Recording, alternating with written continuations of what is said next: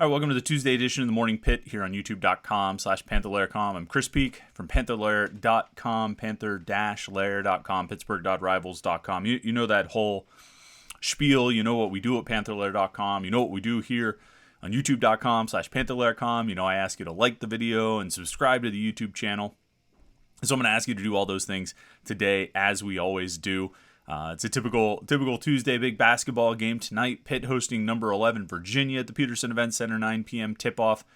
And that's a big one to look forward to. And there's certainly a lot to talk about in advance of that game. But the reality is there's something else today that I think we have to talk about. And to tell you the truth, I had a video planned for today. I had a Morning Pitt video put together today. They recorded yesterday. And it's something that I think you're really going to enjoy. But if we're going to do this show, I feel like if I'm going to put out these videos every morning as sort of an update on whatever's going on in the world of Pitt, it feels pretty, not necessarily inappropriate, but out of place to not talk this morning about Damar Hamlin.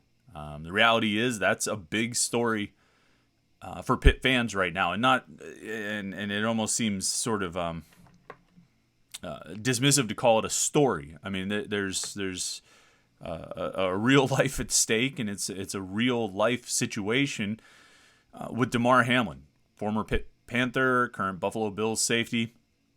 I'm sure you've seen the story by now. Maybe you were watching the game last night, the Monday Night Football game. Damar made a tackle on T. Higgins, collapsed on the field, was administered CPR on the field, an ambulance was brought onto the field. Damar was taken to the University of Cincinnati Medical Center. The game suspended and ultimately postponed, and it was rather unbelievable to watch unfolding in real time as they showed the replay of Damar collapsing, which thankfully they only showed a couple of times. I think once they realized the gravity of the situation and the sort of dire nature of the situation, they stopped showing the replay of him collapsing. But as they showed it, your initial reaction was, boy, that's scary. I hope he's okay. And they cut to commercial, as they often do in these injury situations, when the stretcher is brought out or, backboard or whatever.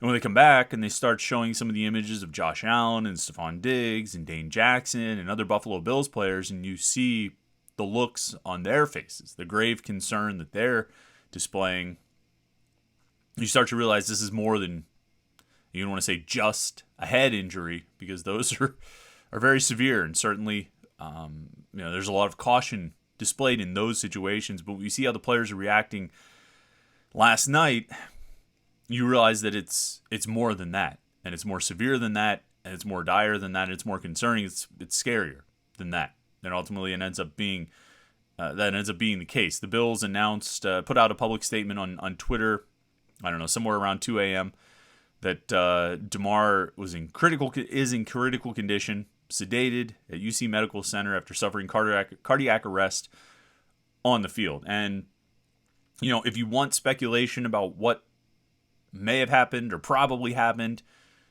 you can find it. He clearly makes a tackle on T. Higgins. Higgins' helmet appears to make contact with his chest. It seems like that was the impetus for this, for this situation. And for Hamlin's condition. You can certainly find plenty of speculation around the internet, some of it seemingly informed on what happened. I'm going to refrain from that here, because you didn't come to this show for medical, or you didn't come to this video for medical insight. I'm not a doctor. I don't play one on TV, and I certainly don't play one on youtube.com/Panther-Lair.com. As far as the news, that's the news, that Damar Hamlin's in critical condition, sedated, and waiting, hopefully there'll be updates throughout the day today. Hopefully there'll all be good news and good updates throughout the day today. All we can do is wait and see.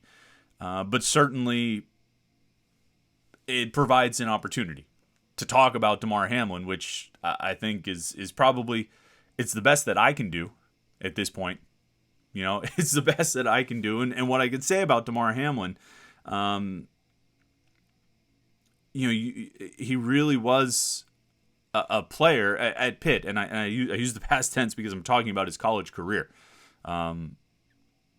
at Pitt, he really was a player who, to some extent, was sort of a face of not necessarily the program, but of the new era, the Narduzzi era of Pitt football. I mean, you go back to when he committed to Pitt.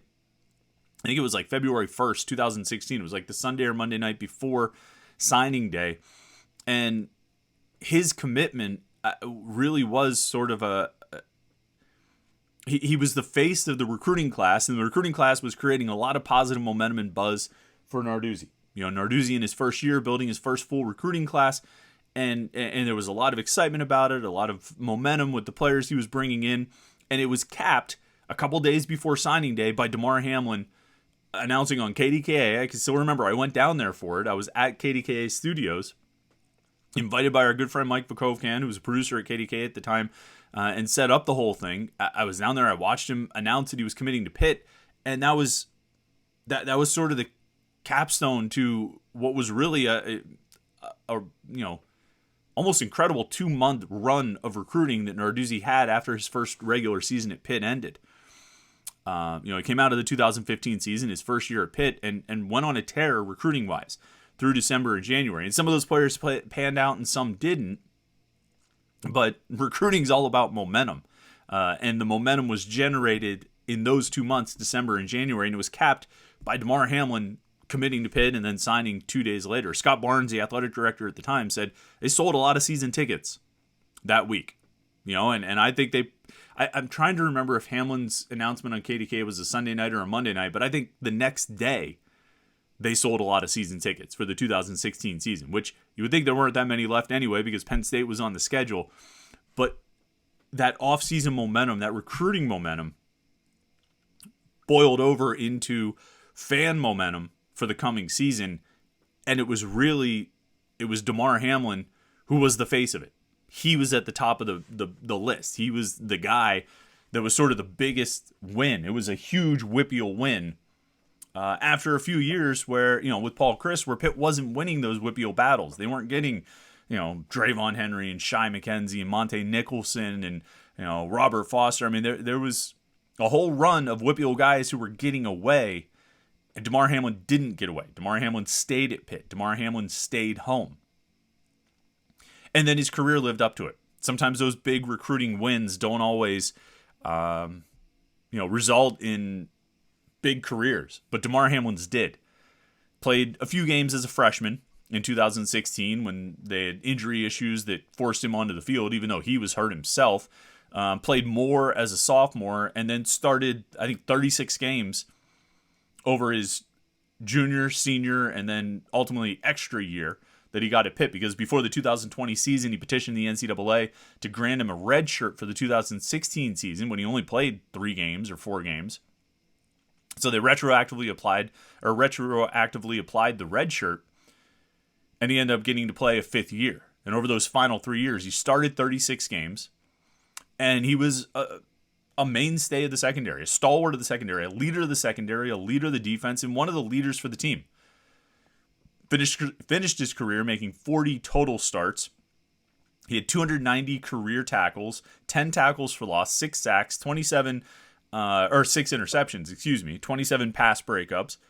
And like I say, he was a leader of the defense. And Damar was not the loudest guy. I imagine on the field he probably got his volume up when he needed to. And he certainly played loud. He made big plays, loud plays. He got himself an ejection or two along the way. He had a suplex or whatever a pile driver or something on the player at Syracuse, with a big, he played loud, but he wasn't a loud guy. He was even quiet, I would say.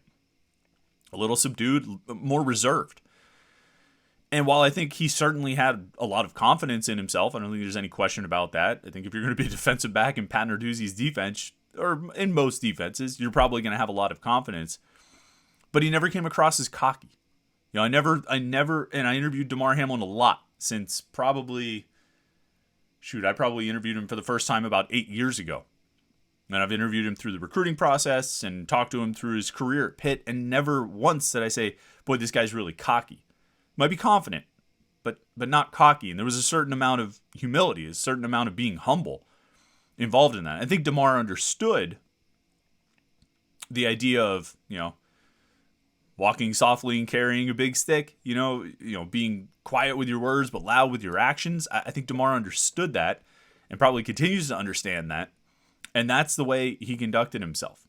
I feel like with Damar, you could always tell that he was working on a plan, that he was always working towards something, that he always had a path that he was on, that he was striving for. It was always very intentional with Damar. And I say this out of the utmost respect because I think he was mature beyond his years. And, I say about that he was the face of Pitt's recruiting class in 2016, the face of Narduzzi's early tenure at Pitt. But I think it even went beyond that. He was a kid from McKees Rocks. Would have gone to Stowe Rocks High School, ended up, going to Central Catholic and playing there. But he never really, even if he went to Central Catholic, he never shed his roots in the city. And I think, there have always been, kids from the city who go on to play D1 football, but I feel like Damar was, started a new generation of city kids really believing that they could I don't want to say get out because it feels cliched to say that, but started a new generation of city kids believing they could make it at that next level and working toward that next level. And I think kids in the city, local kids, looked up to Damar from the time he was at Pitt, probably from the time he was at Central Catholic, and certainly through his time at Pitt. And Damar, I think, embraced that. I think Damar looked for that. I think Damar sought that out and wanted to be a role model to those kids. I think Damar wanted to be a role model for kids in the city who were playing at Stowe Rocks, or they were playing at Westinghouse, or they're playing wherever around the city. Kids from Garfield, kids from East Liberty. He wanted to be a role model for those kids, and I think he never lost sight of that. I think he never lost sight of that when he was at Pitt, and he certainly never lost sight of that when he went to the NFL. You could see the impact that his toy drive has had. Certainly, it got a huge boost last night of support and donations in the wake of his injury and condition. But he never lost sight of that, and it was always important to him. And he had the Chasing M's brand that he really kind of cultivated throughout his career at Pitt, but he couldn't really do anything with it because this was pre-NIL, and so he couldn't sell the merchandise. He couldn't market it himself. Other people around him had to market it and do the sales.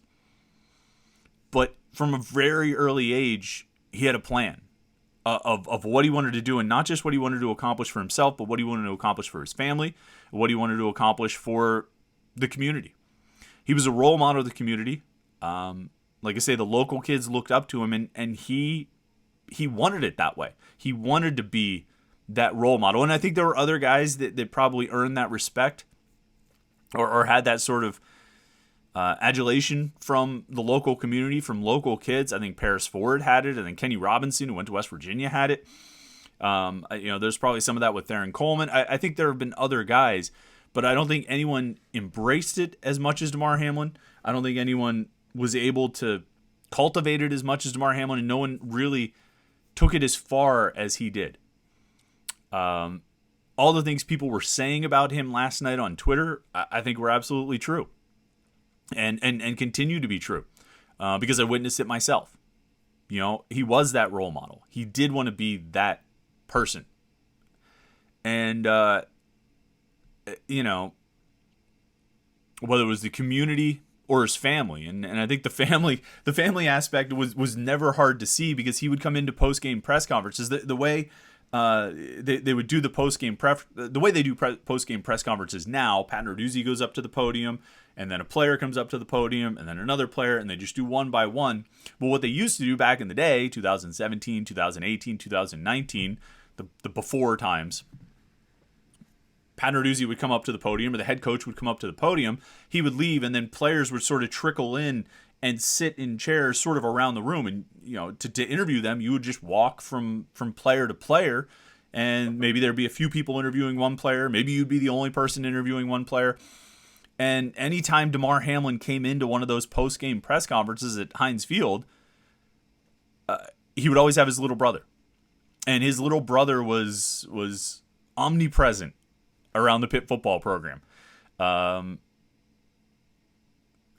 he would have his little brother sitting on his lap during and oftentimes the little brother would have a Damar Hamlin t-shirt on, but he would have him sitting on his lap during the interviews because that was who he was, and I think that's who he still is. And I think a really unique guy, like I say, I think mature beyond his years, and obviously a great football player who's had a lot of success. He had a lot of success at Pitt, ended up being a 6th round draft pick last year, played all season last year for the Bills. This year moved into the starting lineup after a couple games, and I think he's like tied for 2nd on the team in tackles. He's a significant contributor, a main contributor, a big piece of the secondary for the Bills, and a great young man, And so I felt like we should talk about him today in the wake of what happened last night. This is not the regularly scheduled Morning Pitt video. The one that we had planned for today, I guess we'll have to wait for Thursday. But I think you're really going to like it, so it's something to look forward to. Obviously, tomorrow we'll talk about the Pitt basketball game tonight. Big opportunity for the Panthers to continue the momentum they have as they take on Virginia, who's ranked number 11, the Peterson Event Center. So that's going to be a big game. But it's just hard. As I woke up this morning, I said, we're all still thinking about Damar, I think. And so we continue to do whatever we can to support him and his family.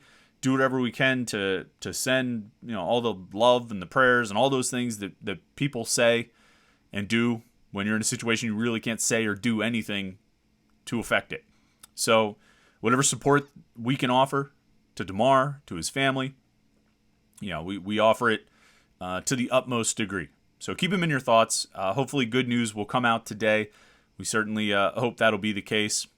And in the meantime, we'll move on with covering Pitt, Pitt football, basketball, and recruiting. Certainly in advance of this game, we'll have lots of pregame matchup coverage, matchup previews, and staff picks, and all kinds of coverage. Panther-Lair.com throughout the day. Panther-Lair.com, Pittsburgh.rivals.com. Like this video and subscribe to the YouTube channel. We appreciate that. We ask it every day. We appreciate it when you do. And yeah, that was not the start to the week that I think anyone was hoping for or expected. But like I say, hopefully good news will come today. So thanks for checking it out today. Hope you have a good Tuesday. Enjoy the basketball game tonight. We'll talk to you tomorrow morning to talk about what happened in the Pitt-Virginia game. And we'll have that right here on the Morning Pitt on youtube.com/Panther-Lair.com.